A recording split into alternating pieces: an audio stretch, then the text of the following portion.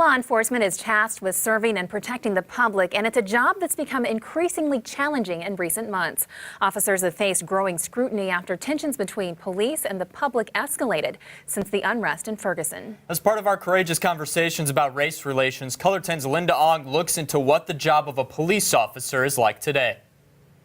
Day and night, -1. officers patrol the streets to keep communities safe. 323 What they often enter are uncertain situations. Your plate checks. You're always thinking, arriving to a call, what are my options? You know, what if this happens? What if that happens? Corporal Mark Chamberlain of Webster County has worked in law enforcement for 24 years. Back when I first started, it was rare that you would get attacked by somebody.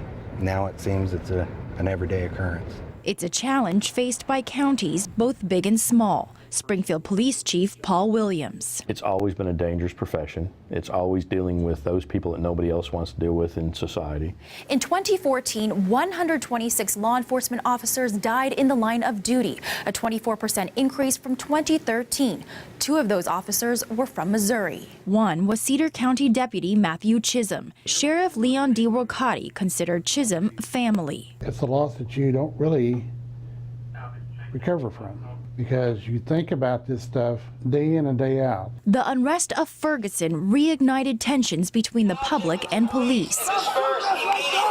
Officers now must couple protecting the public with protecting their own from being a target. Don't do things in a routine pattern, you know, change it up. DeRocati says since Ferguson, the public's perception of officers has taken a turn for the worse. The respect for law enforcement is lost.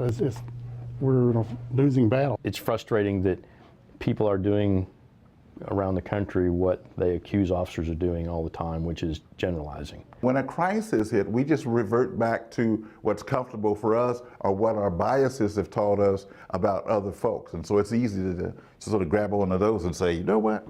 That's the problem. Wes Pratt is part of a group aiming to improve diversity and community relations in Springfield. You have to have the trust of the community in order to effectively fight crime. Pratt says part of the puzzle is understanding cultural differences.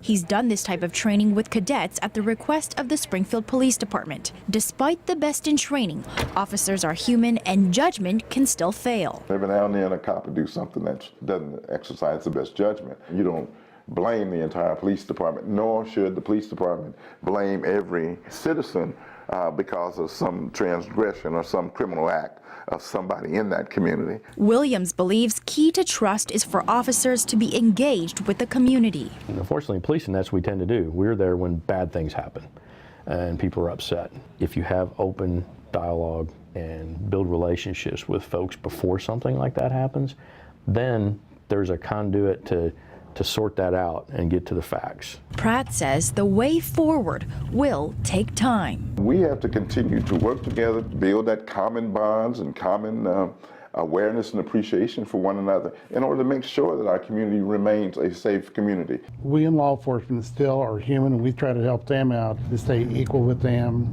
But if the public will work with us and help us, we'll do the best we can to help them.